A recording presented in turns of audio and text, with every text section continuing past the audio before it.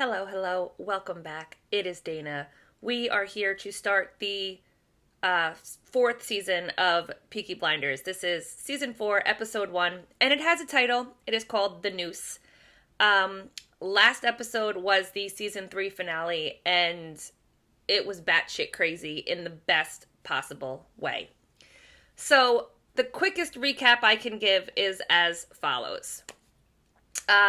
It seems like Father Hughes made good on his plans to kidnap Charles, and he does, and they run around, everybody's trying to figure out where is he, what happened. He disappeared on like the day they had like the opening of like their orphanage or whatever.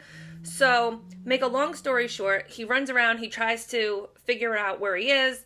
The priest, Father Hughes, shows up and he's all like, listen, I know what you did, and we're doing things my way, which essentially, and Tommy's like, listen, I don't care what you want. I will do legit anything for you to give my son back safely.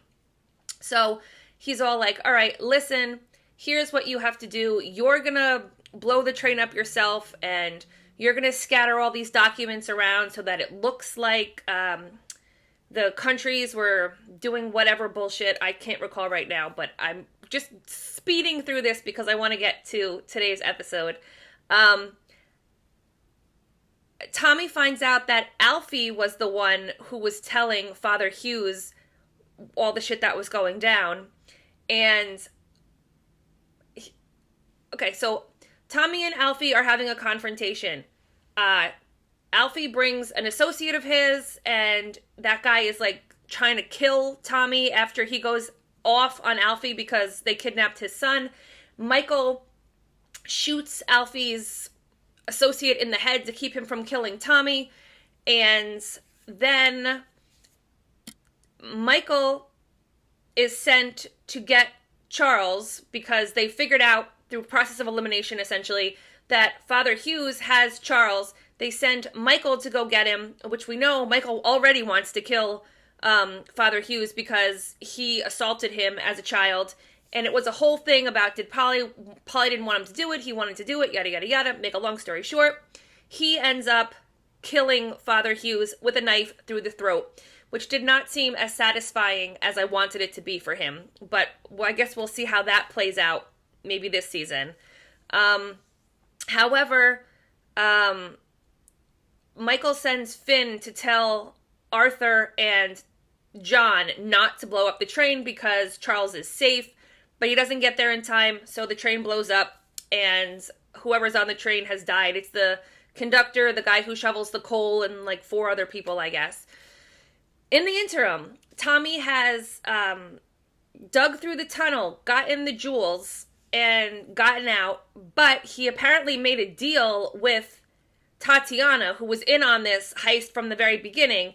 He gives the jewels to her. She gives him money in exchange for the jewels. He then takes the money back home to distribute it to the rest of the Peaky Blinders. And as he's doing that, Polly is like, listen, there's some other ways we can go about doing this. I think we should talk about it. The women are all like, yeah, let's talk about it. And Michael's like, just give me my money. So Polly takes the money from Michael, gives it back to Tommy, and Tommy then says, by the way, the cops are coming to arrest all of you except me because I made a deal for whatever reason. We're not really sure what yet. But he goes out of his way to say that the only person who is like, the only people who are above like all their enemies are elected officials. So I can only assume that Tommy is going to become some sort of elected official and then get his family out of jail, because the last shot is everybody being taken away and Tommy being alone in the house. So that is as fast of a recap, I think, as I could possibly have done. And I don't want to talk anymore because I really, really want to see what happens this season. So this is Peaky Blinders, Season 4, Episode 1, The Noose. Let's go now. All right, I wonder if we're going to start where the last one left off or if it's going to be sometime later. All right, this is last episode. I wonder if Arthur is going to leave. The chief constable of Birmingham has issued a warrant for your arrest. Yeah. So this is just a replay of what already happened. And Arthur looked pissed. Alright, well, here's our noose. Oh, that's multiple nooses.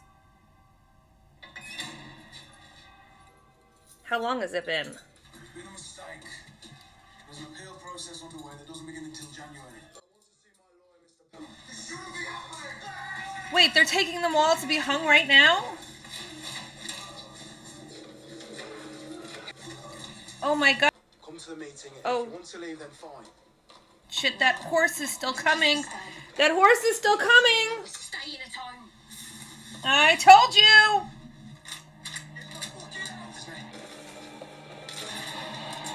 Michael, don't just stand there like an idiot. Get a gun or run.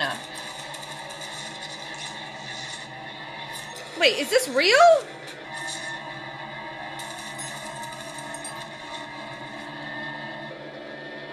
This is not real, is it?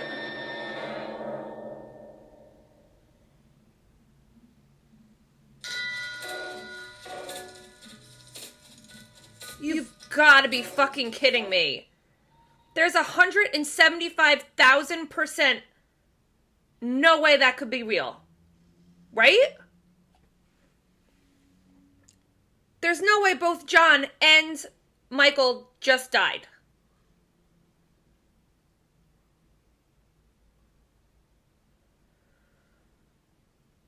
No, no, that cannot be what happened. There's no way. Like, maybe they're no, I don't know exactly how. But there's absolutely no way that that's how that episode could have ended. Right? Oh my god. Oh my god.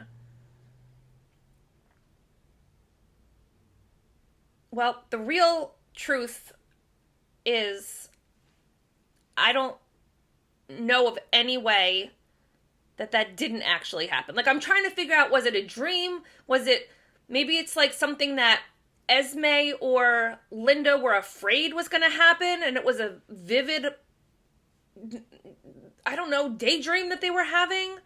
But this show doesn't really do that. It doesn't really use, like, tricks like that.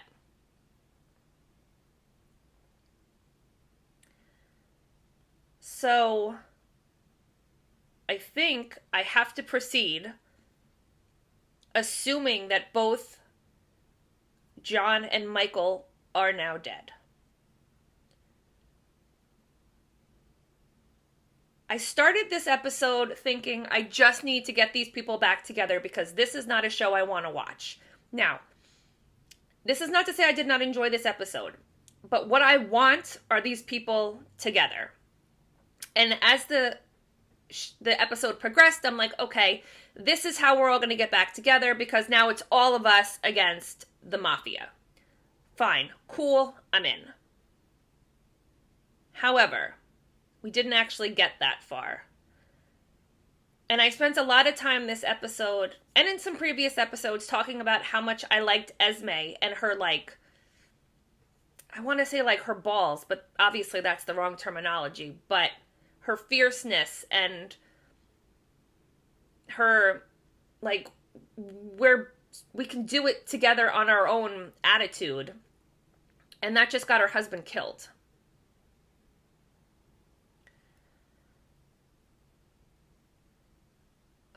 I mean, it's episode 1. Episode 1 of season 4. This is gonna fucking destroy Polly. Like, I cannot even imagine what's gonna happen to her after this. I mean, she was pissed earlier in the episode that Michael was even working for Shelby. Oh my god.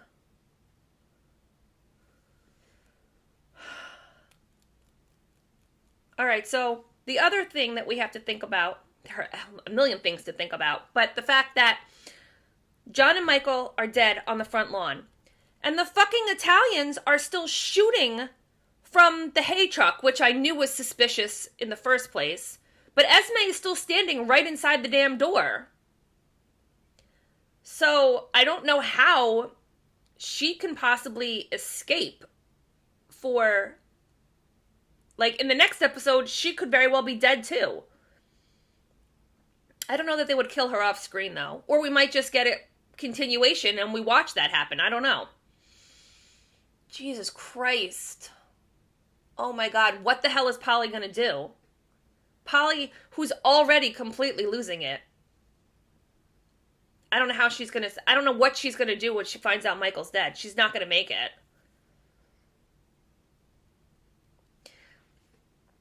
And the other thing that's interesting to me, and I'm trying not to just only hyper-focus on this one thing that happened, is that Ada has come back, and she's sort of like... Her and Michael seems like to an extent, but not fully. So let's just going to say Ada is the one who spent most of the show being like, I don't want to be doing this. I want to, do my own thing, start the revolution, make some social justice stuff happen. And now she's the only one, it feels like, who's still in the corporation doing stuff for the company. And I think it's interesting. It's an interesting turn of events, I think, how that came about. But also, Tommy owns fucking everything. Literally everything. So my other question is, he owns literally everything. Ada's still in the company. Michael somewhat. Is the rest of the family, are they getting any money from all of these other endeavors that Tommy is now a part of? Or is that like it for them? Like they've gotten what they've gotten and now it's over. I don't know. But now I'm thinking about how this episode began with all of them, strung up to a noose. And I was thinking, there's no way any of these people are going to die. Obviously, Tommy is somehow going to save the day at the last possible moment. I don't know how it's going to happen, but obviously it will. Because no one's dying in episode 1. And then episode 1 continues and Michael and John are dead.